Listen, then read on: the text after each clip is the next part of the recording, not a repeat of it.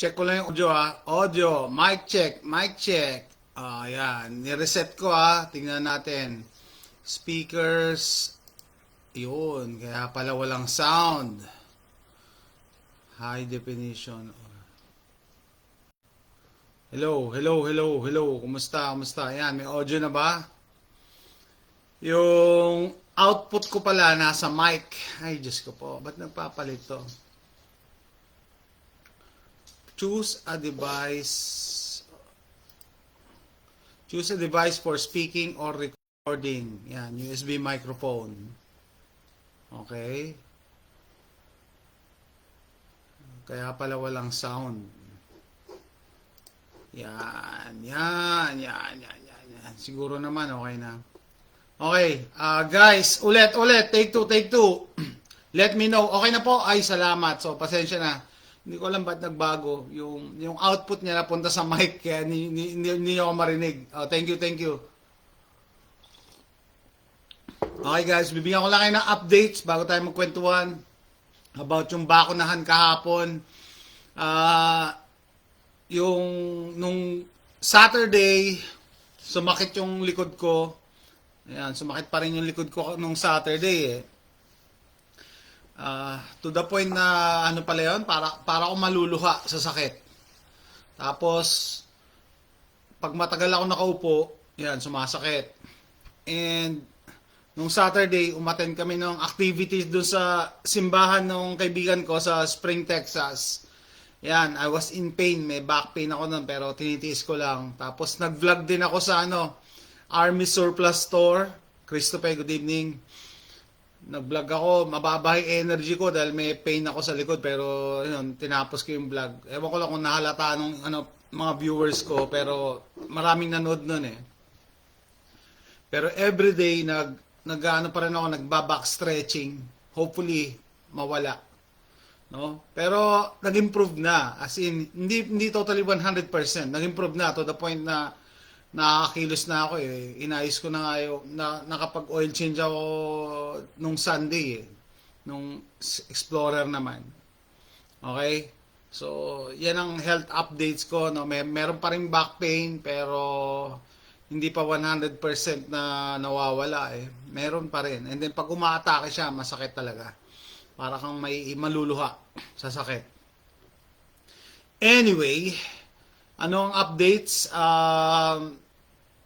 Yung bakunahan kahapon, Monday, kung mangungumusta lang ako ano nangyari. Kasi, di ba, last week nung nag-live ako, di ba, sabi natin, may bakunahan, Monday. May post pa nga yung isang pastor.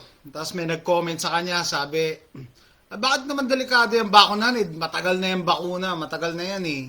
Matagal na yung bakuna na yan. Bakit ngayon mo sinasabi na delikado yan? Ganyan. Bakit? Sa tingin nyo bakit? Kasi napakasinungaling ng DOH. Actually, hindi lang DOH eh. Lahat ng mga nakaupo eh. Nagsisinungaling eh. Meron kasing misconception na yung mga nakaupo, yung mga nasa pwesto, nandyan sila para magsilbi sa atin. Yun ang misconception, guys. No? Mali. Lalo ngayon mag-e-eleksyon. Yung mga nasa pwesto, kaya yan nandyan kasi uhaw sa pera at power. Sabi ng mga sa amin ng mga nagne-networking, power. Kaya mali yung mindset na akala nyo kaya nandiyan sila dahil gusto nilang magsilbi. Hindi, gusto nila yumaman, maliban, yung iba nga, mayaman na, gusto pa magkaroon ng power. Example dyan, shoutout kay Doc Willie Ong. Mayaman na yan eh. Gusto pa magkaroon ng power. Iba kasi yung iba yung power tsaka pera eh. Yung iba, may pera na, may power pa. Yung iba, kahit anong yaman, walang power, walang connection. Grayman, good morning. Good evening sa inyo. No? So, yan ang tandaan nyo sa eleksyon na to, guys. Hindi yan kumakandidato para pagsilbihan ng Filipino people. Ganun pa si Doc eh. Talaga. Tapos binabasa ko yung mga hindi naman sa tinitira ko siya, pero I call it as I see it. Yung totoo lang. Real talk lang talaga. Yung mga nagtatanggol pa kay Doc Willie Ong, sabi, yung mga sumasampalataya sa kanya. Yung kinikita ni Doc Willie Ong sa pagbablog, ginagastos naman niya sa pagme-medical mission. Talaga? Alam niyo ba kung magkano lang ang ginagastos sa medical mission? At alam niyo ba kung magkano kinikita niya? Million yan every month. Billion na yata kinakuha niya sa YouTube eh. Sa tingin niyo yun ang ginastos niya? Malamang pag nagme-medical mission, magkano lang, barya lang yan. And malamang may sponsor pa yan. Sabi ni Doc William, hindi raw siya nagpapasponsor sa pharma. Kasi dati, di ba, medrep ako. Madalas kami nagme-medical mission kami. Ang medical mission nga namin mga samples lang binibigay namin eh. So, libre yun. Libre yun. Ewan ko lang sa kanya, pero hindi ako maniniwala doon sa mga sinasabi ng mga sumasampalataya sa kanya na yung kinikita niya, ginagastos niya sa medical mission. Ganun na ba ka-extensive ang medical mission niya? Mako-cover niya Luzon, Visayas, Mindanao? Hindi. Hindi, no? Hindi ako maniniwala. Ano lang yun? Papogi lang yung medical mission. Kasi kung gusto mo talaga tumulong, ang medical mission is parang band-aid treatment lang yan eh. Band-aid treatment lang yan. Hindi naman yan yung sagot sa problema ng mga mahihirap eh. 'Di ba? May sakit. Kukonsultahin niya, reresetahan. Tapos na? Tapos na yung problema nung Hindi naman, magkakasakit uli yan next month eh. Magkakasakit uli yan the following month eh. Hindi yun, papogi lang yun. Yung mga medical mission, papogi lang yan. Temporary lang yan eh. Ano ba talaga yung root cause? Bakit nagkakasakit? Yung community. Ayan, dyan papasok yung community nursing. Kami, community immersion kami. Shout out sa Bulacan, sa May Kawayan Bulacan, sa kami, Barangay Ubihan. No? I-identify nyo ano ba talaga ang problema ng barangay. Hindi yung basta, magre-reseta ka lang, tapos na, nakatulong ka na nun. Hindi. Unang-una, kung madumi yung tubig nila, palagi yan magtatae. Ganun yun eh. Kung madumi ang niyan, mas okay pa ata si Chabit eh. Totoo lang ako, alam ko masamang tao yan si Chabit, pero at least hindi siya nagpapanggap na mabait. Hindi siya nagbabait-baitan. No, parang real talk lang ni si Chabit. Siguro pwede, no? Ako mas nag-iingat ako doon sa mga tao nagbabait-baitan eh. Yeah, example si Diwata. Kita niyo yung video niya? Wala po ako magawa ngayon kaya naisipan ko maglinis dito sa sa Manila Bay. Talaga, ngayon busy ka, tapos ang kapal pa ng ng kwintas mo, maglilinis ka dyan. Grabe, no? Halatang halata. No? Yun talaga yung mga nagbabait-baitan. Maglilinis daw sa Manila Bay, ang kapal ng kwintas na na ginto. Maglilinis o nagpapaano lang for video. Para content lang.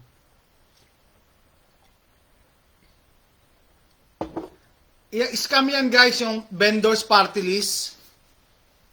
Scam yung vendors party list, no?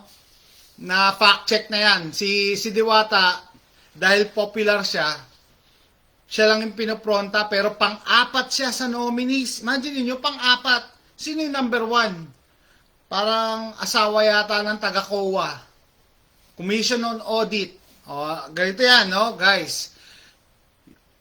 Mahirap patunayan, pero kunyari, malaking tao na maraming pera dahil sa mga pangungurakot niya, pero hindi siya mananalo pag kumandidato siya. Sige, kunin natin to, popular to. Si Diwata.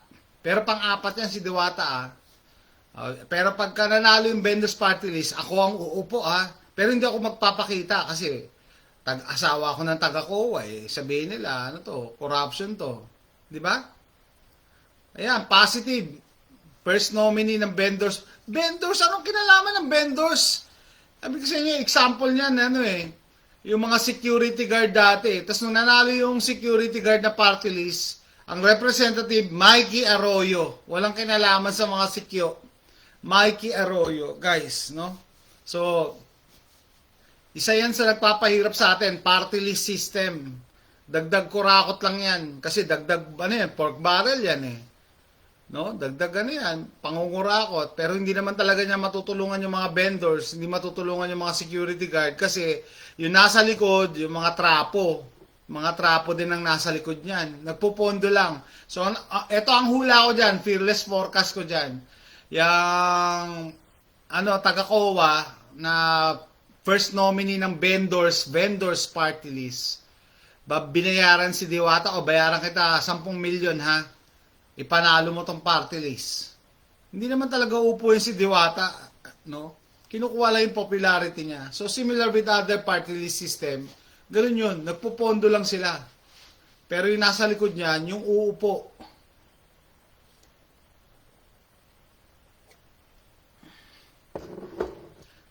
Yan, pero na-fact check na yan sa TV eh.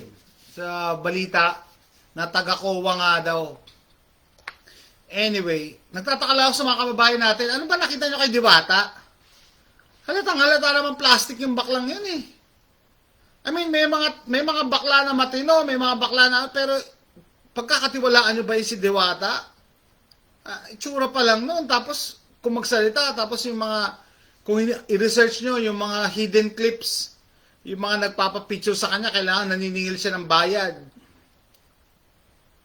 Galing ka sa hirap, tapos may magpapapicture sa iyo, kailangan mo singilin. Unli rice naman daw at free soft drinks.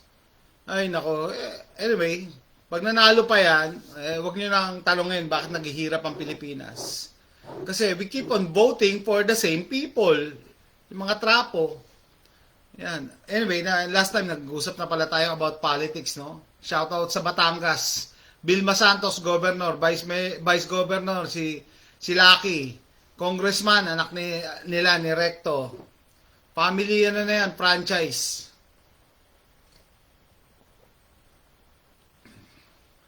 Kaya nga, makakaupo lang si Diwata kapag may namatay first to third. Grabe yun. What are the odds? Hindi mangyayari. Hindi yan upo. Binayaran lang yan. Probably 10 milyon para ipanalo yung party list. Tapos yung first nominee, pakuya-kuya-kuy lang. Nag-invest lang siya. Dahil sabi niya, sa huli, kakabig naman siya eh. Pork barrel, hingi siyang 100 million. Diba? Mababawi niya yan. Anyway, yun nga no, isa sa mga friends ko dito sa Vladimir na channel, New DILG Secretary, kapatid ni Boying Remulla. Family affair na talaga, no? Hindi na si ang DILG natin, hindi na si Abalos. Family affair na eh. We keep on voting for the same people. Kaya nagtataka bakit sa Pilipinas, pag pumunta ka daw ng BGC, ang daming mayayaman. Kasi ang laki ng disparity. Ibig sabihin, madaming mga sobrang yaman, maraming sobrang hirap. Ganyan ang natin, disparity. Kukunti lang yung mga manunod dito, hindi naman kami gano'ng kayaman. Kukunti lang kayo nasa gitna eh. Pero yung sobrang yaman at sobrang hirap, mas madami. Hindi na kasi takbong senador si Abalos. Abutin naman. Kaya nga, they are the same people. Wala ba iba? Wala bang iba? Wala ba 120 million ng Pilipino, no? Wala bang iba? Bakit kailangan ka mag-anak, no? So, yan ang dapat na maipasa eh. Dapat walang immediate relative eh. Anyway, musta yung bakunahan kahapon? May nag-post nga na isang pastor, friend ko dito sa Vladimir na Facebook ko. May nag-comment sa kanya, sabi, bakit nyo naman sinasabing delikado yung bakuna? Dati pa yung bakuna. Dati pa yan, nakakatulong talaga ang mga bakuna. No? Totoo naman. Ako, nurse ako, naniniwala ako na totoo yung bakuna. Hindi ako anti-vax. The problem is, hindi kasi mapagkatiwalaan yung mga nagbibigay. Hindi natin sila mapagkatiwalaan na yun lang ang ibibigay sa anak natin. Yun ang yun ang nakakatakot eh. 'Di ba? Pagkakatiwalaan nyo ba sila bagay, hindi na si Duque ngayon. Pero tingnan niyo yung history nila. Sabi nila dati safe and effective. Tapos ngayon kumakabig si Berheri na these are in the phase 3 trials, no? Ganun siya ngayon.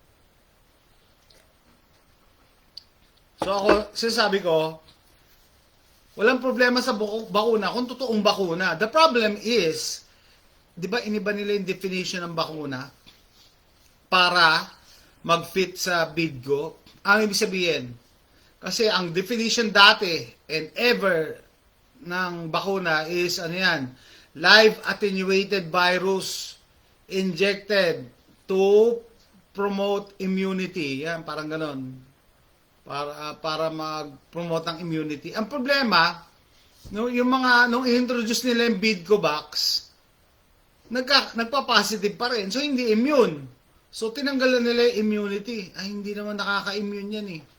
So, hindi bakuna yung Bidcovax. Hindi bakuna yan. Ang ginawa nila, iniba nila yung definition ng bakuna. Hanapin nyo. No? Para lang ma-accommodate. And then, marami pa nagtatanggol. Maski mga kakilala ko, maski mga nurse, saka doktor. Eh kasi hindi naman lahat ng bakuna nag-aano ng immunity. Like yung, ano nga ba yung sasabi nila?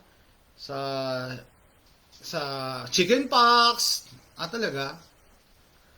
Yun yung tinatawag na exception to the rule. That is not the rule. Yun eh. Kaya parang nakita ko yung post na yan, sa part na Bicol may nahilo na bata. Ewan ko kung totoong balita, pinauwi sila ng maaga. Yun nga kasi, di ba, sabi ko sa inyo, yeah, guys, I agree, nakakatulong, totoo ang bakuna. Lalo-lalo na ako, takot ako sa polio, no? Kasi pag nagka-polio yung anak mo, habang buhay na yan, maikli ang paa niyan, maikli ang kamay niyan. Ang problema kasi, yung mga nagbibigay, hindi mapagkatiwalaan, baka samahan nila ng kung ano-ano na hindi natin gusto. To the point sa Pilipinas nga, di ba? Hindi ka pwedeng kumontra, ni-require. Diabetes na abutin ng tao kay Diwata. Ewan ko lang ha, pag mumukha pa lang ni Diwata, hindi nakatiwa-tiwala, hindi ko alam bakit sumikat yan eh. Hindi ko alam bakit sumikat yan. Hindi ko alam bakit hindi nakikita. I'm talking of to the people na sumasampalataya dyan.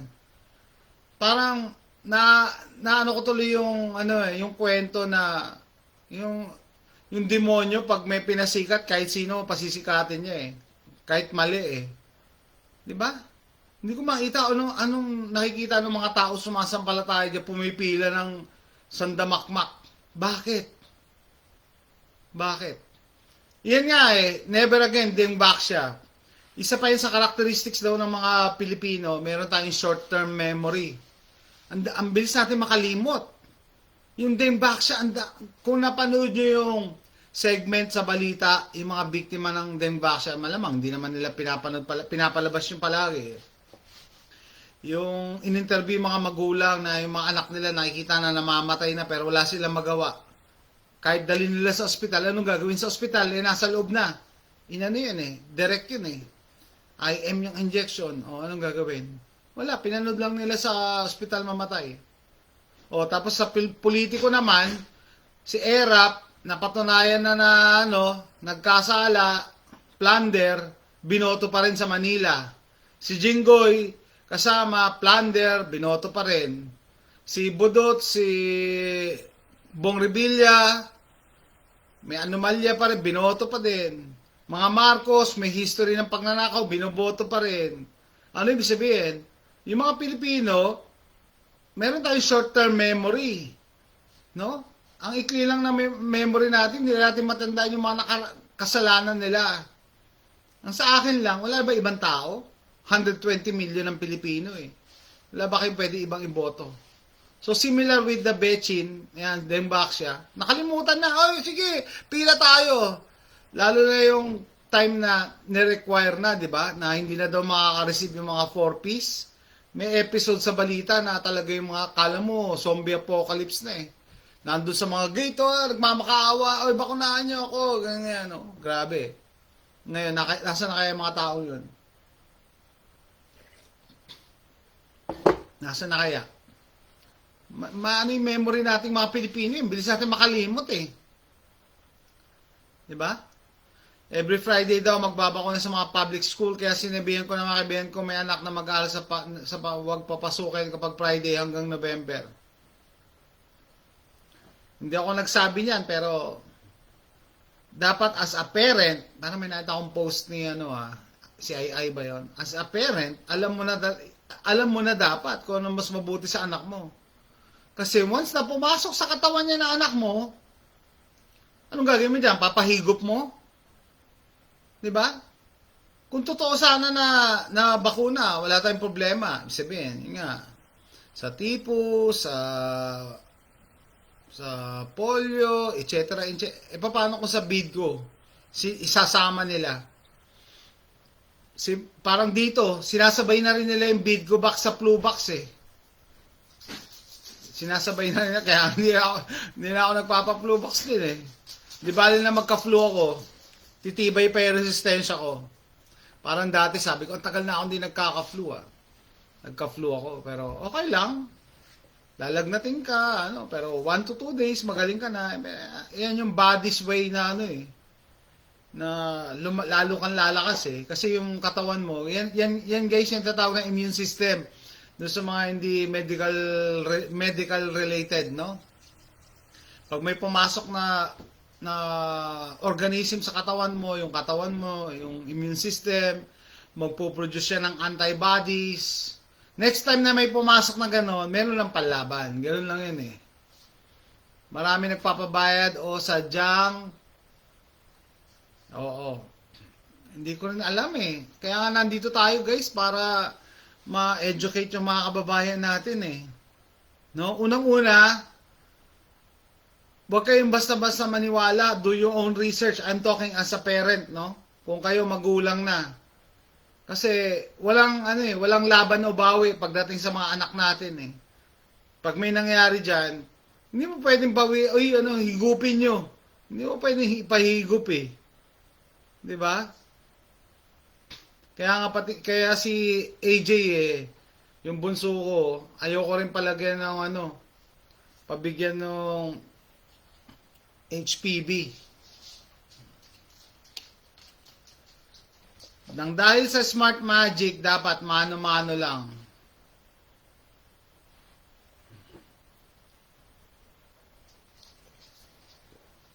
Ano ba yan? Sa eleksyon? Masi sa US sinabi yata sinabi ni Elon Musk na yung digital voting prone talaga yan sa pandadaya. By the way, yung pangalan ni Elon hindi Elon. Ang English kasi, yung E, long E. Yan ang pinakaiba natin sa Pilipinas, yung E natin, short E. Dito ang E, long E. Elon Musk. Okay? So yan guys, no? I cannot stress enough kung paano nyo babantayan or aalagaan mga anak nyo. Ang sa akin lang, isipin nyo, pag pumasok na sa katawan ng bata, paano mo yan mababawi? Paano mo kahit sabihin mo, nagsisisi na ako. Wala. Kaya, ganyan yata yung mga sinabi ng mga parents, ng mga namatay mga anak nila. Or may nangyari masama. Nagsisisi na. 4 years after ng scamdemic, maayos malusog mga anak mo. Tapos bigla kang susugal sa yun nga, kung kailan tapos na. Kung kailan tapos na ang scamdemic, saka ka ngayon magpapaturok. Yun ang ayun yata, yan yung, that's the word, sugal. No? I'm sorry, hindi ako anti-vax, pero ang hirap kasi pagkatiwalaan ng mga nasa gobyerno lalo-lalo sa Pilipinas, DOH, sampalataya sa sa NWO. Sa buong mundo, sino ba gumamit ng face shield? Diba, Pilipinas, wala pa akong ibang matandaan. Siguro, Korea. Pero, Pilipinas, napakamasunurin. Hindi man lang pumalag sa WHO. Ang salitang eksperimento, hindi na may babalik sa normal, lalo na sa DNA. Yeah, that's true. Sasagutin ko ulit, mga nagsasabi na, sir, paano kami? Nagpa-betching kami. Pero wala naman, buhay naman kami. Unang-una, tanongin nyo muna yung sarili nyo. Naging masasakitin ba kayo? Ang dami kong kakilala, kamag-anak, madalas nagkakasakit. Ilang beses nag-positive sa bid ko. After that, kahit tapos na yung scamdemic, konting lang, may sakit, masama pakiramdam. Parang humina yung immune system. No? Tandaan nyo, si Dr. Burden, yung namatay dyan sa Pilipinas na doktor, nakapito siya bago siya na heart attack. So, kung nakadalawang booster, baka kahit papano safe pa din, no? Imagine mo, hindi siya tumigil para hanggat hindi siya na natitegi. Sabi nung nakipag sa akin bardagulan sa akin paano mo masisiguro na yung betchy ng source nung pagkamatay ni Burden? Sabi ko, common sense lang yun 1 plus 1 equals 2 lang yun Ha? 1 plus 1 equals 2. Nakapito, tapos nategi. Anong tawag mo dun? Healthy? Nakapito, tapos nategi. Healthy ba tawag mo dun? O, sino sa amin ako wala kahit isa. Sino sa amin ang healthy? Yung patay o yung buhay? Unang-una, hindi ko rin mapapatunayan. Bakit? Sino ba akala mo mag-iimbestiga dyan? DOH? I-imbestiga ng DOH yan? DOH nga promotor Ang gusto nga ng DOH, i-cremate Palitan ng COA. Dapat lang. Common sense, mapa-election man o betchin. Tama, the boy man lambay. Yan ang sinasabi ko. Common sense is not common anymore. No? Common sense is not common anymore. Makes you wonder, no? They are the same people. Yung mga taong yan, sila pa din yung madaling ma-brainwash. Sila pa rin yung madaling mauto. Sila pa rin yung boboto ng mga sablay.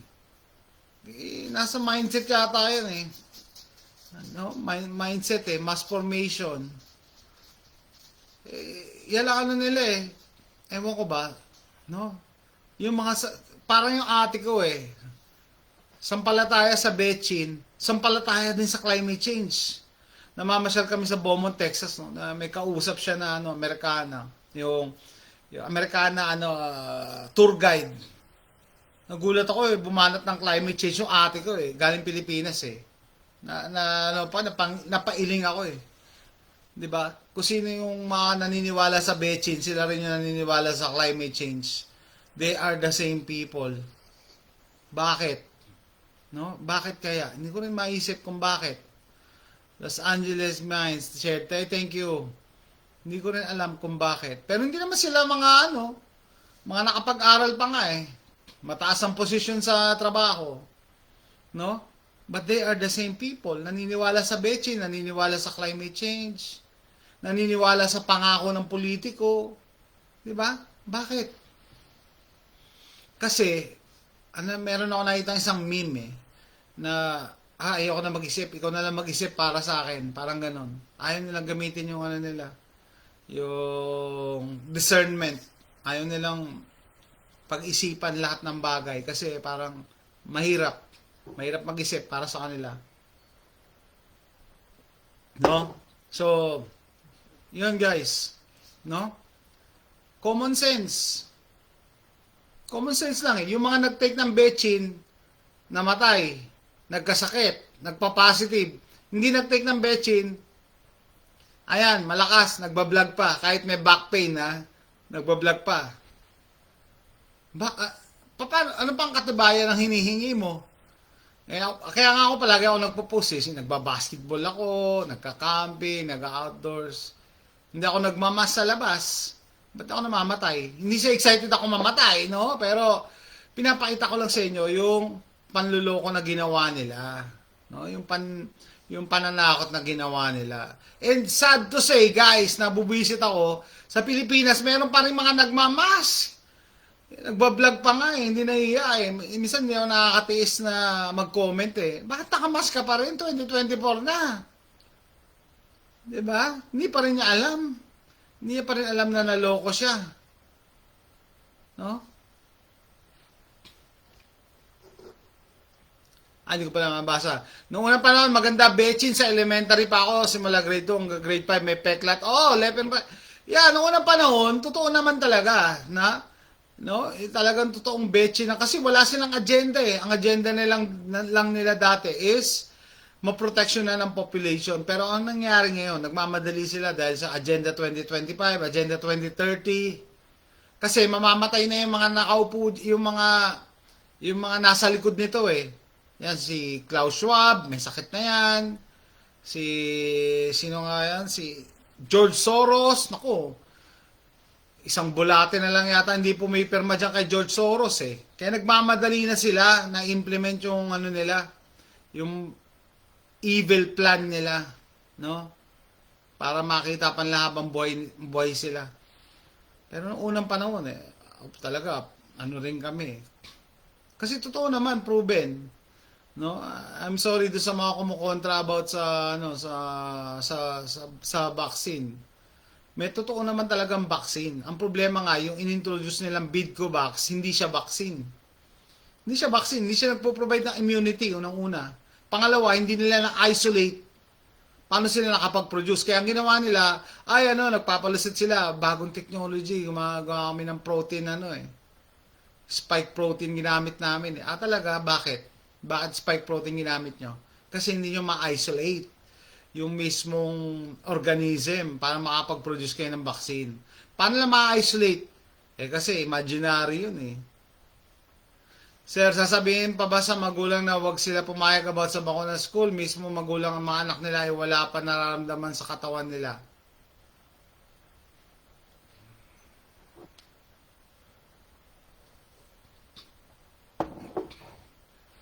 Hina-hijack nila yung reals. Kaya pati definition binago. Yun ang gusto ko sabihin sa inyo, guys.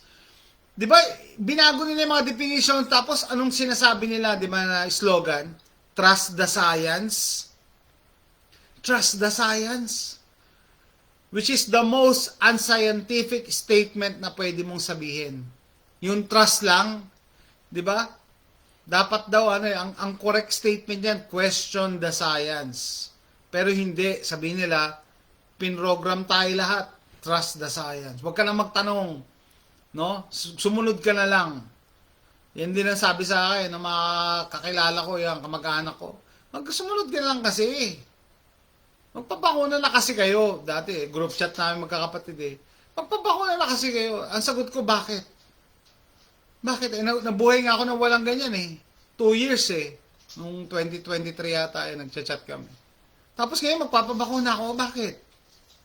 Kaya nga, na-disappoint ako. Meron akong kapatid Hindi nabakunahan nung 2021, 2020. Nung 2020, hindi. 2020 tsaka 2021, hindi siya nabakunahan. 2022, fourth quarter, nagpabakuna. Nag-survive ka nga nung scamdemic After the scamdemic, saka ka nagpabakuna. Bakit? May sarili silang science na bias. Yun nga They only call it science kasi lahat naman pwede mag-imbento Dahil sa panahon ng internet ngayon, pwede ka gumawa ng video na animation, 3D animation. Gumawa pa sila ng yung itsura ng Bidco box, yung bilog na maraming tusok-tusok na nakakatakot Ang tanong, paano nila naisip yun? Hindi nga nila na-isolate, di ba? Ba't hindi nila ma-isolate? Kasi imagination lang nila yun Nag-isip pa sila ng itsura ng virus na nakakatakot Hindi naman nila na-isolate, di ba? Spike proteins pa rin ginagamit nila. 2024 na, spike proteins. Hindi pa rin mga nagtataka dun sa mga, sampalataya.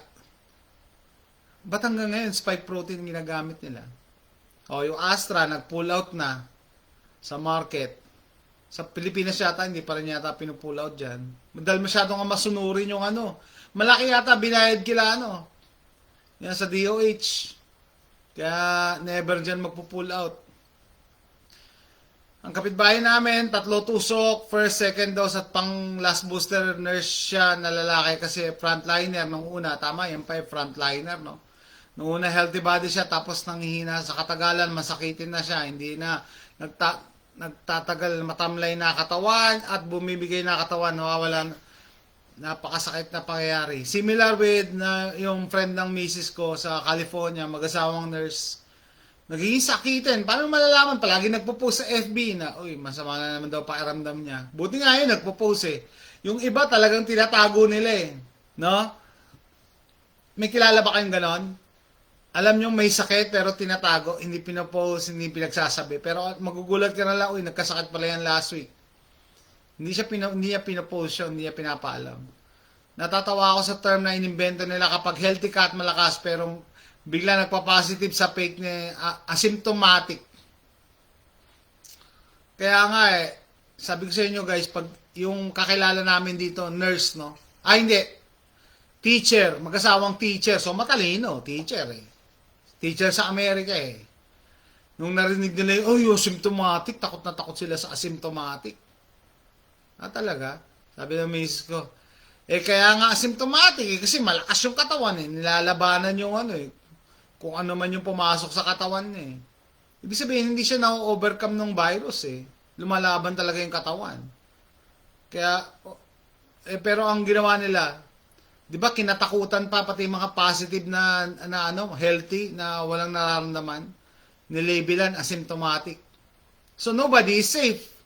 May sakit o wala, iingatan mo. Talagang hindi ka pwedeng dumikit. 6 feet, social distancing daw. Tapos inamin na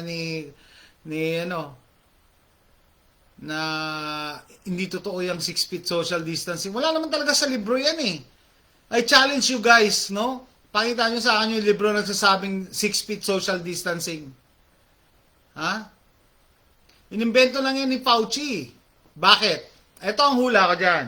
Kasi hindi nila totally pwedeng i-quarantine eh. Pag in-implement mo talaga yung quarantine, zero contact ka talaga sa ibang tao. Kaya ang ginawa nila, sige, kailangan patakbuhin pa rin natin economy, lagyan natin ng boundary 6 feet. As if hindi lilipad yung virus ng 6 feet. Bebahar, good evening sa Masbate. Good evening sa inyo. No? So hindi pwede talaga eh. Tapos yung mga cashier na may plexiglass, ba't hindi ba lilipad yung virus sa ibabaw or sa gilid? Hindi talaga, ewan ko talaga, ba't kayo naniniwala sa ganyan? I'm talking about the people na sumasampalataya pa rin, no? Tapos yung mga mask na, mga surgical mask, napakanipis. Napakanipis. Kaya nga, di ba, dati gumawa ko ng video, kung talagang totoo yung virus, dapat yung gagamitin nating mask is yung CBRN rated. Chemical, biologic, radiologic, nuclear, CBRN. Biologic, yung mga virus yun. No? Yun talaga, malupit yung filter nun. Ang hirap huminga. Kasi masikip talaga yung mga butas, maliliit yung butas nun. Mahirap huminga pag naka-gas mask ka na, lalo na CBRN, yung rating. Sa Pinoy Prepper Group, may nag-post na yung 3M na mask eh. Anong purpose niyan? Para sa pampintura lang yan. Malalaki particles ng pintura, guys. Walang relasyon sa virus. Virus ang pinakamaliliit na Dito sa amin, sir, wala pa naman box sa mga bata. Araw-araw ako nagmo-monitor dito sa school ng pamangkin ko. Lagi ko sila tinatanong kung may box na magaganap. Wala naman daw nabanggit dito. Ay, Tiburcio, buti naman. Yan. Yan ang magandang yan ang tawag doon, responsible thing to do is to monitor. Huwag nyong alamin pag tapos na. I-monitor nyo. No? Tama yan, tama. Yan dapat ang advice ko sa inyo. Huwag nyong alamin, yung tapos na. Uy, nabakunahan pala kahapon. Tapos na yon. Tapos na ang boxing. Hindi mo na pwedeng mapahigop. And, di ba, ano ba naman yung absent ka ng ilang araw kapalit yung habang buhay na pagsisisi.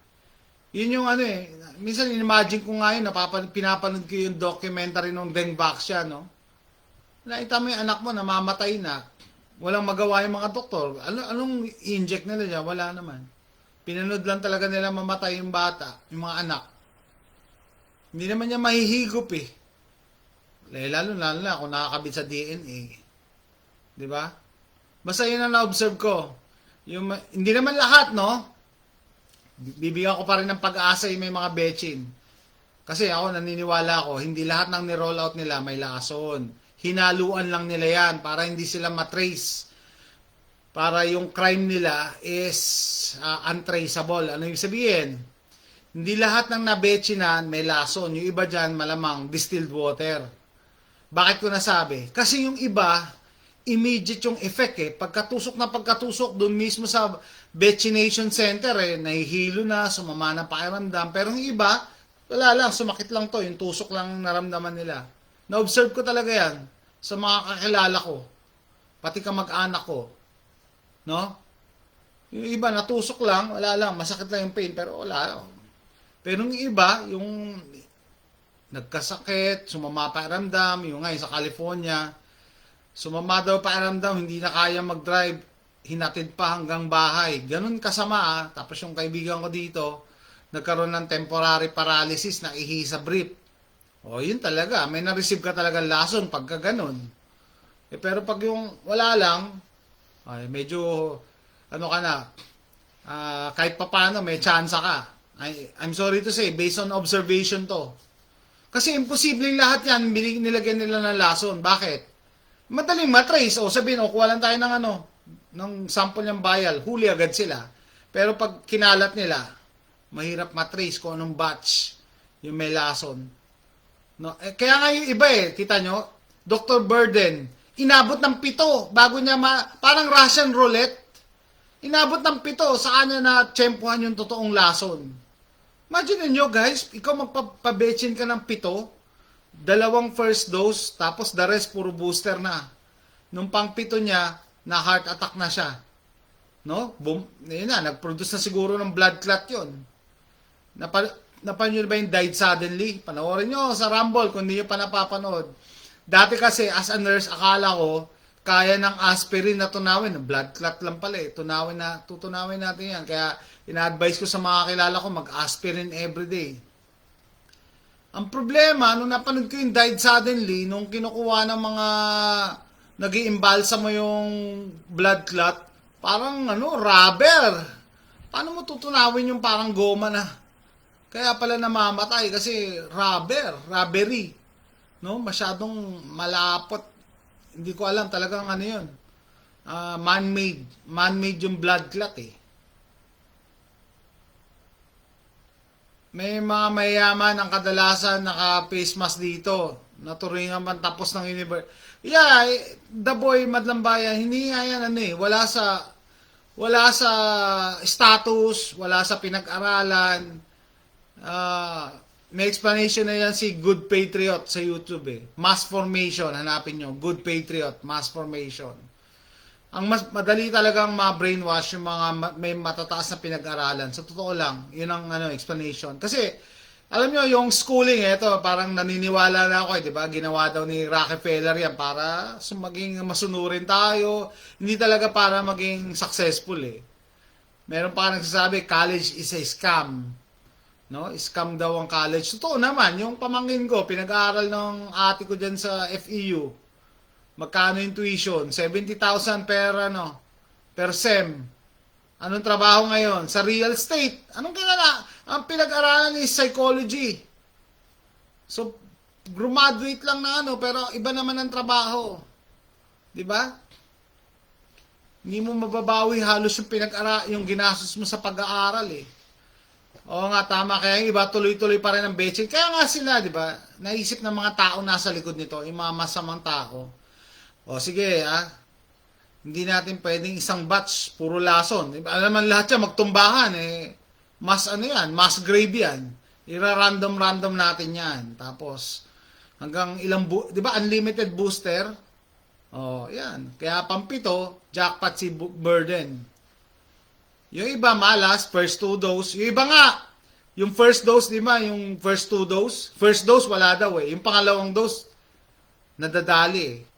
Ito pa yung ginawa nila guys, no? Pinagki-criss-cross nila yung betchin.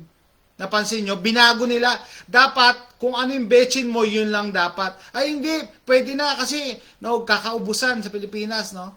Pwede ka na Sinovac kasi wala na kaming Pfizer eh. Talaga. Pwede paghalu-haluin yung betchin. Ano lang yan, sila lang pumayag yan. Saan pumayag yan? Sa bid ko lang. Sa bid ko lang nila ginawa yan, yung halo-halo. Bakit? Kasi wala naman talaga yan. Ang purpose lang talaga is depop eh. Diba? Imagine niyo naghahanap yung isa, first dose niya, Pfizer. Naghahanap siya ng Pfizer. Wala eh. Sinovac na kami. Sige, Sinovac na, pumayag na. Pwede daw, paghalu-haluin talaga. Sa ibang gamot, hindi pwede yan eh. Pero pagka sa bid ko box, pumayag. Bakit? Kasi hindi naman talaga intention niya na pagalingin kayo, no? Pero yung karma darating sa mga tao kasama ng ginagawa. Tiburcio, yun yan. Alam nyo guys, naniniwala ako sa karma. Kaso ang problema, minsan, late dumadating yung karma eh.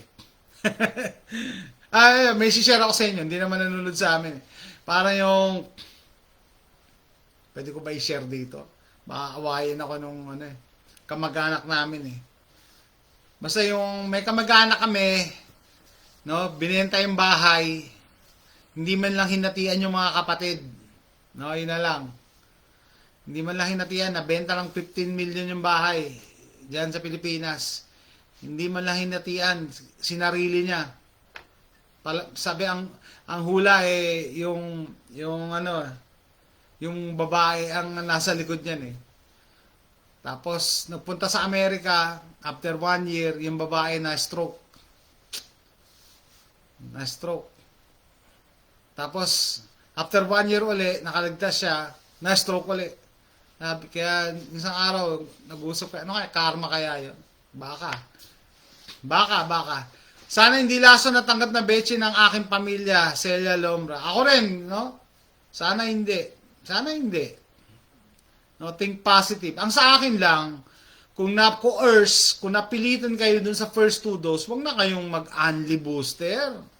Yun lang ang pakiusap ko. Yun, doon na lang makikiusap. Kasi by 2024, this day, I'm sure, majority ng mga ano dito, may betche na. Pero wag na lang kayo mag-only booster. Kasi hindi nyo na alam eh. Yeah? Hindi, 5 lang sila magkakapatid. Kaya nung una, sabi ko, ano iba-vlog ko ba to? Aso, baka makarating doon sa kamag-anak namin eh, awayin ako. 5 sila magkakapatid, no?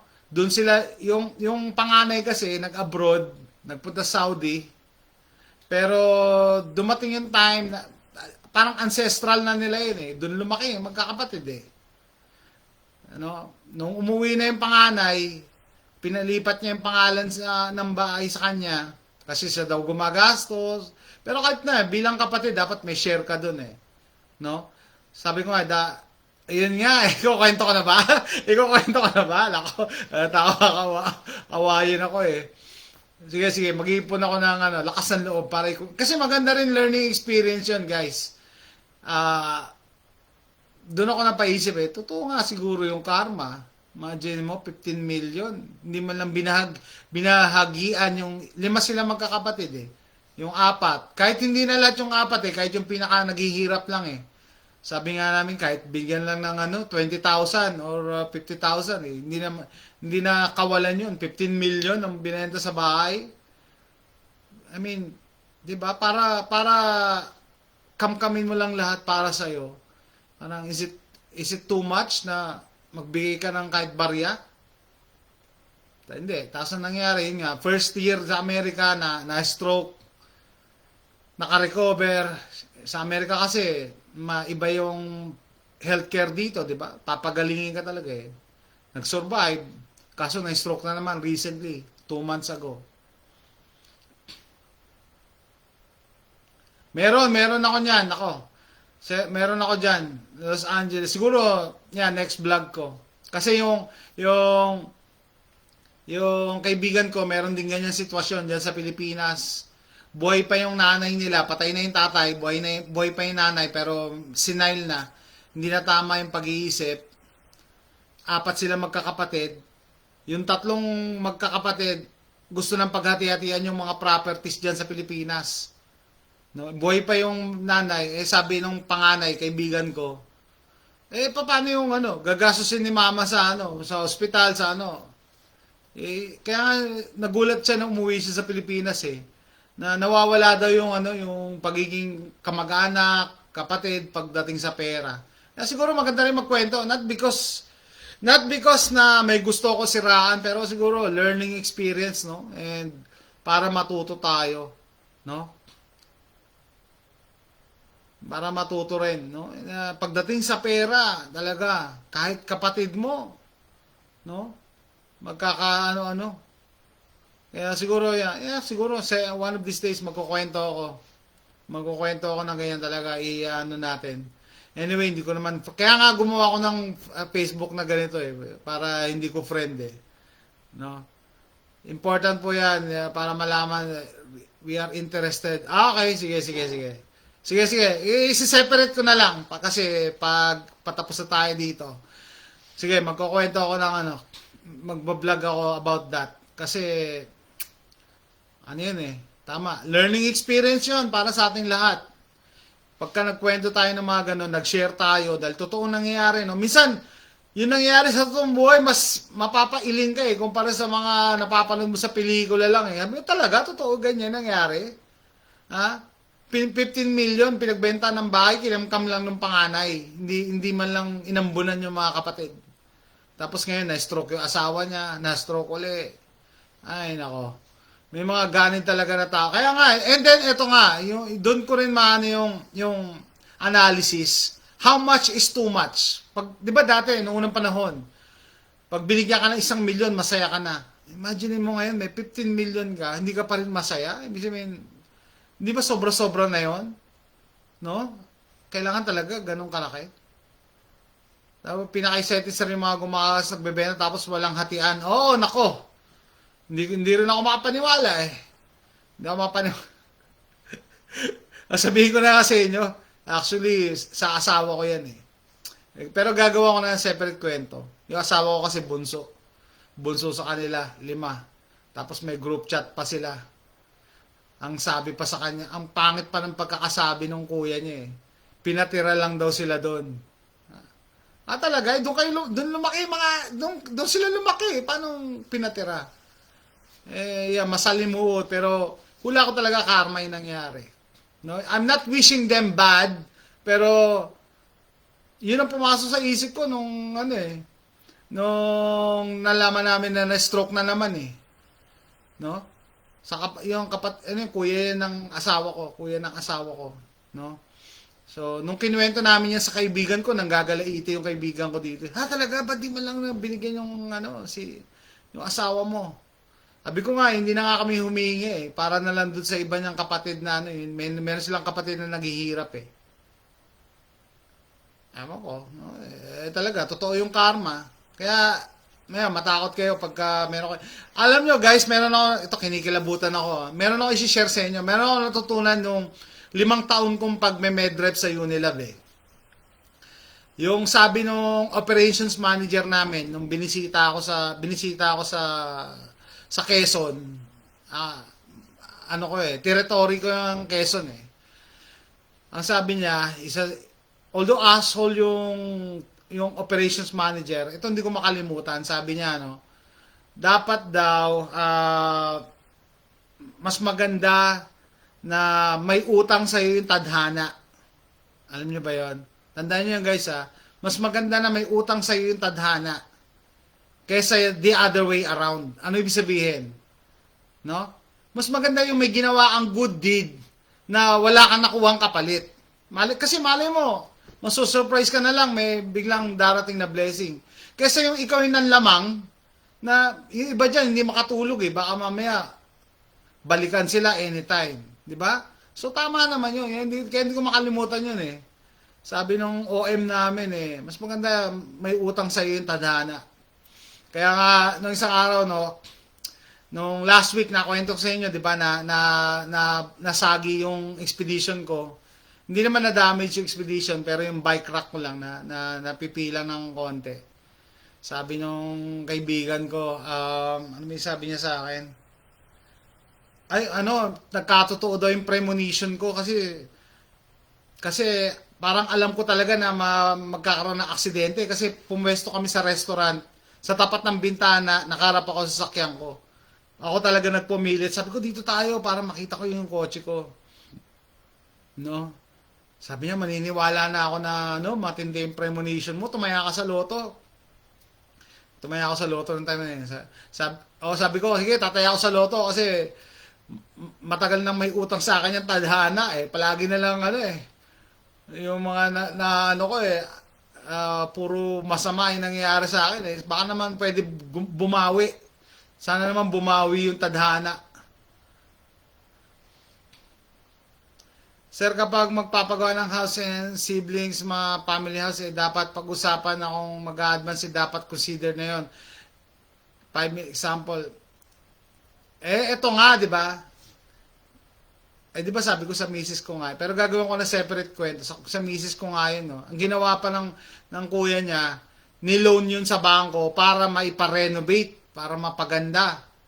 No? So, dumating yung point na wala na siyang panghulog sa bangko kasi, pinapa-renovate eh.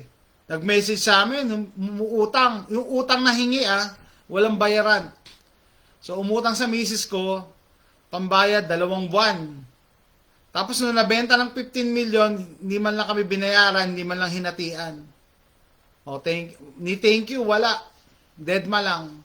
So, sa tingin nyo, hindi karma. Ang pumasa isip ko talaga karma eh.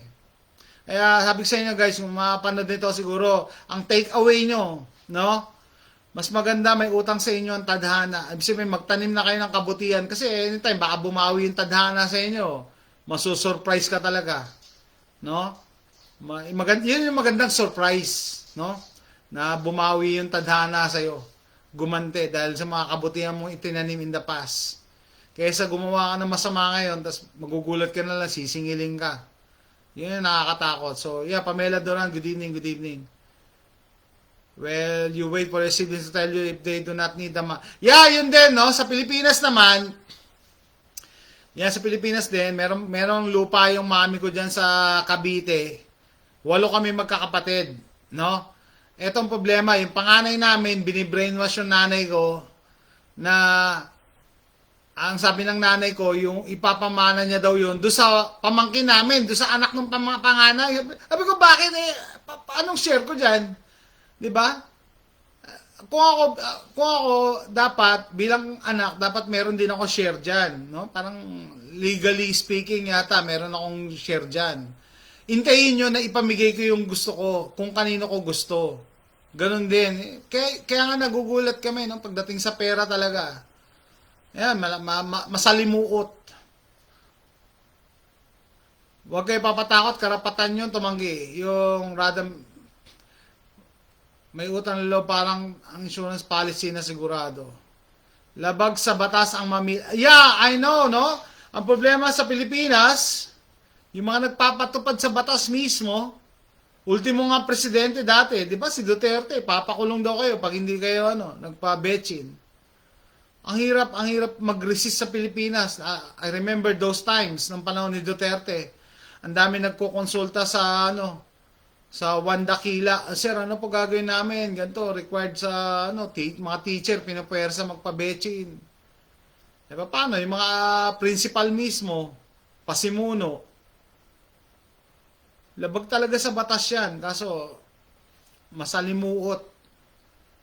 May kayo ng payo sa mga lawyers natin, mga kaibigan nating lawyers. Yan, di ba sila Attorney Aaron, yan, si Attorney Acosta, no? Stand your ground. Dapat, firm kayo pag alam yung tama. Yung iba nga, ang lalakas ng loob, ang tatapang kahit mali. Dapat, lalo na siguro pag tama tayo. Pag tama tayo, dapat maging matapang tayo. Huwag tayo panghinayaan ng loob. Hindi po sa isa lahat po na po equal at may written na bawal ibenta kasi lalo pag napakaraming anak. Ayun nga, sa amin, siguro, kukwento, unfair din kasi, 8 kami magkakapatid, tapos ibibigay lang doon sa panganay, di ba? Unfair yun. Kaya sabi ko, kahit hindi ko yan kailangan, bigyan mo ako ng opportunity na i-exercise yung right ko, na ibigay yung share ko. Pero dapat meron akong share dyan. Dapat ganun. Yan ang yun ang irony. Yung iba, walang pinapamana yung magulang. Pero pag may pinamana naman, dyan lumalabas yung yung kasakiman, yung nagkakaproblema sa hatian. Well, separate na lang siguro. Magbablog ako dyan. Para ma-share ko din sa inyo. Siguro sasabihin nyo, sir, wala kaming problema ganyan kasi wala kaming pera. Pero, akala ko din, hindi kami magkakaroon ng ganito problema kasi mahirap lang din naman kami. Lumaki kami mahirap eh. Yung nanay ko, palagi niya yung pinagyayap, kinukwento niya, very proud siya eh. Na-acquire niya yung lupa dyan sa Cavite sa pagbebenta lang ng baboy. Na dati, ang bili niya yata dyan is 30,000 pesos lang. Ngayon, million na yung halaga. No? Kasi may tinayo na dyan na SM, malapit lang sa SM. So, hindi ko rin ma-imagine, no? Pero yun nga, meron pa kasi kami kahit mga kapatid na naghihirap eh. Ganun yun eh. No? So, sana ma-resolve din namin. Pero sabi ko sa ate ko, isa kong ate, no, na mayaman na din. Sabi ko, ay, pagka ganyan, magkakaano tayo. Ano yan? Lalaban tayo sa korte niyan. Hindi ako papayag na basta lang ibigay sa isa. Walo tayo eh. Hindi raw. Di sige. Pero dapat daw ang advice ngayon guys, no? Kunyari parent kayo, dapat habang buhay pa kayo, meron kayong kahit papanong last will and testament para hindi mag-away-away yung mga anak nyo. Lalo na sa bahay at lupa. No? Dapat equal. Dapat equal ang hatian. Yung ano nga, yung kaibigan ko, no? Ganun din sila, 4 sila. Ang sinasagot sa kanya so yung kaibigan ko yung nandito sa US, yung 3 nasa Pilipinas. Yung 3 ang excited ng paghati-hatian. At tapos ang sinabihan pa daw yung kaibigan ko, hindi mo alam ang hirap sa Pilipinas eh. Sabi ko, hindi raw siya nakasagot. Sabi ko, ako sasagutin ko yun eh. Galing ako dyan sa Pilipinas, alam ko hirap dyan. Pero it doesn't give you the right na tanggalan ako ng right, di ba? Ganun yun, dapat. Kahit nasa abroad yung isa yung kapatid, dapat may hati pa din. And then, nasa sa kanya na kung anong gagawin niya yun. No? Ako, makikihati ako. 8 kami magkakapatid. Makikihati ako para dun sa ibang kapatid namin na naghihirap din. Ganun yun. Para lang hindi mapaboran yung isa. Parang ganun. Kaya dapat talaga kung may anak kayo, equal. And then, kahit ano pa, gano'ng kaliit ang property nyo, dapat kahit pa paano may kasulatan na pantay-pantay para hindi malugi or hindi mag-away. Ganyan, di ba ganyan sa probinsya? Sa probinsya nga, nagpapatayan pa eh. Di ba? Tapos kami, meron pa pala kaming may issue pa eh. May lupa pala kami sa sa Narbacan yata, sa Ilocos Sur. No, kinamkam daw nung uncle namin. Tapos sabi namin, pabayaan na lang kasi hindi naman ganun kalaki. Tapos ang layo-layo. Di sige, karma na lang nila 'yon. Magiging ugat ng awayan at favoritism ng magulang. And then eto nga guys, bilang magulang, 'di ba? Sabi, dapat pag magulang ka, walang favoritism. Tama naman, no? Pero minsan, nahihirapan yung magulang na, ito, observation lang kasi may mga anak tayo na pasaway, may anak tayong masunurin, pero dapat, pagka ganyan, yung rights dapat pantay-pantay. No? Ano ibig sabihin? Pagka ganyan na, kunyari, mag-iiwan ka na last will and testament, dapat pantay-pantay, hindi dahil paborito mo yung isa. Pantay-pantay dapat. Meron pang mag-asawa, babae, lalaki, kasagsagan ng, sabi ng pamangkin ko, lalaki raw, araw-araw niya makita magja-jogging tuwing umaga, wala naman silang bisyo. Maalaga sila sa katawan. After na matusukan ng bechin, bumigay na yung katawan. Wala na sa mundo? Yun nga. At ilang days ang lalaki naman nawala sa mundo. Yan nga, sabi ko sa inyo, masalimuot. No? Hindi lang sa inyo, maski sa personal life ko din, di ba? Yung mga kamag-anak namin, ganyan din. And ito pa pala, kung yung anak nyo, ito pa, advice ko, no? Kung yung anak nyo, mapagkakatiwalaan nyo, ibig sabihin, talaga susundin yung payo nyo, lahat. Ang problema, pag nag-asawa yan, di ba? Yung asawa ang kukontrol o yung asawa magde-decide, yun ang problema. Kaya medyo nakaka-relate tayo dyan sa nangyayari dyan kila Yulo. No? Tingnan nyo, kinokontrol si Kaloy. Ultimo pananamit, kinokontrol. No? Yan yun eh. Yan yun. Kaya, and yung kaibigan ko ngayon na taga Spring, yan din ang problema nila sa anak nila lalaki, kinokontrol ng babae. Na hindi daw, imbis na ililalapit sa kanila, lalo lumalayo, hindi umaaten pagka iniimbitahan. No? Ano pa ba yung share ko dyan? Nawala sa isip ko. Anyway, sana maayos yung problema yun, sir. God bless. Ay, nako, Sheena. Sana nga, no? Um, Paano yung kapatid na hindi gumastos sa pagpapagawa tapos siya ang bunso, ano yun? Yeah. Well, regardless, kaya nga sabi ko mas maganda separate video para ma-breakdown ko sa inyo yung details eh. Regardless kasi na siguro pwede mo i-ano yung gumastos ka sa mga addition, pero hindi mo pwedeng totally i-zero yung mga kapatid mo. Ganun lang pinupunto ko eh. Hindi mo pwedeng totally i-zero. Dapat meron kahit pampalubag loob eh. Hello sir, ganda ng t-shirt. Pinagawa ko yan eh. Pinagawa ko sa eBay. Tsaka dapat magamit yung ancestral kung sino may business. Yan ang gawing store. Yan nga eh. Kaya nga nalungkot yung misis ko at that time, nung mabibenta na. At naalala ko yun eh, itsura ng misis ko eh. Gustong gusto niya i-save yung bahay kasi doon siya lumaki. Doon yung memories ng magulang nila na namatay na. No? Kung pwede lang, sabi niya, na tayo bibili, ilulungan. Sabi ko, hindi natin kaya yan. Hindi natin kaya. 15 million. Saan tayo kukuha? Ngayon pa nga lang, hirap na tayo. Eh. Di ba? Hindi pwede. No? Anyway. Yun nga. Basta sabi ko, separate ano na lang yun. Separate video na lang. Mag-usap tayo about mga ganyang problema. Pero, ako rin nagulat, no? Hindi ko akalain na magkaka-experience kami ng mga ganitong problema. Kasi, lumaki kami sa hirap. As in, walang-wala talaga. Walang-wala. Separate kwento na rin kasi mahabang kwento yon. Pero dapat, as a parent, dapat kahit papano may kasulatan ka para hindi mawala yung mga pinaghirapan mo. Lalo-lalo kung may naipundar ka kahit bahay lang na maliit. Diba? Kahit bahay lang na maliit. Kasi nga, no, dito yata sa Amerika, pagka wala kang pinag-iwanan, tapos walang mahagilap na next of kin, mapupunta lang sa gobyerno. Baka dyan din sa Pilipinas, pag walang hindi na mahagilap, mapupunta lang sa iba. Diba? Madodonate lang kung kani-kanino. So, dapat kahit papano. Parang yung pamangkin ko, 30 years old, no?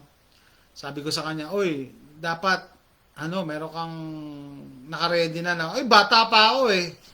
Last will and testament. Sabi ko sa kanya, 30 years old, 32. Bata pa daw siya, no? Sabi ko, alam mo ba kung kailan ka matitegi? Hindi niya man masagot. Hindi niya masagot. Lalong-lalo na promotor sa ng Betchin. No? Hindi niya masagot. Dapat meron ka dapat foresight na pag may nangyari, dapat ganito dito mapupunta tong mga to. Kahit handwritten lang. Kahit papano. No? May directive. Directive pala yung tawag. Yeah, may directive. Doon sa mga may iwan. Anyway, yan, no? Kinumusta ko lang yung yung bakunahan kahapon. I'm not saying na huwag kayong magpabetchin. It's up to you, lalo na as a parent, no? Bilang magulang, ikaw dapat makakapag-discern kung ano yung maganda para sa mga anak mo. No? Ang sa akin lang, 2024 na, dapat kahit papano may idea ka na. No? Kung anong nangyayari sa mundo, kung ano nangyayari sa Pilipinas, kung ano pinagagawa ng DOH, no? Kung nagsasabi ba ng totoo ang DOH. Nakatakot lang kasi magtiwala eh. Di ba? Huwag mo nang isama yung mga conspiracy theories sa FB or sa social media. Kayo mismo mag-research. Ano ba nangyari doon sa mga kakilala namin na may betchin? Lumakas ba sila? Hindi ba sila nag-bid ko? Ba't the other way around? Ba't palagi nag-positive sa bid ko? Ako wala akong problema sa ibang betchin. Ang problema ko yung bid ko box. Baka isabay nila eh. Baka isabay nila yung bid ko box. Anyway, thanks marami ngayon mga bata. Ayaw nila magbabayad. Basa ako sa sinabi ng mga bata. Marunong na sila. Takot na sila. Anyway, yun lang guys, no? Dapat maging mapanuri, mag-observe. Huwag tayong basta sunod-sunuran. Nawawala yung yung Pilipinas, palagi natin pinagmamalaki na demokrasya tayo, pero pag pinractice mo yung democracy, ikaw yung pinag-iinitan, ire-red tag ka, or tatawagin kang conspiracy theories. So ikaw yung masama dahil nag-iisip ka, parang ganon. 'Di ba? Sa lahat ng bagay, kailangan palagi gumagana yung utak mo. Hindi pa lang sunod na sunod. Oh, may tumatawag sa akin. Na. Anyway, so tatapusin ko na yung vlog na to. Medyo mahaba na. 1 hour, 9 minutes. Sabi ko sa inyo, pag tumatagal ako nakaupo, sumasakit yung back ko. Kaya hindi rin ako pwede magtagal na nakaupo. Kailangan mag-stretching. Kasi nakadesign yung sub na passive talaga. Yeah, may random ano yun. Takot na mga betchin, ayaw na. Ay, yun lang. So, guys, magpapaalam na ako, no? See you next time. Magbablog na lang ako yan. Mga na-mention ko mga topics. Very interesting yan.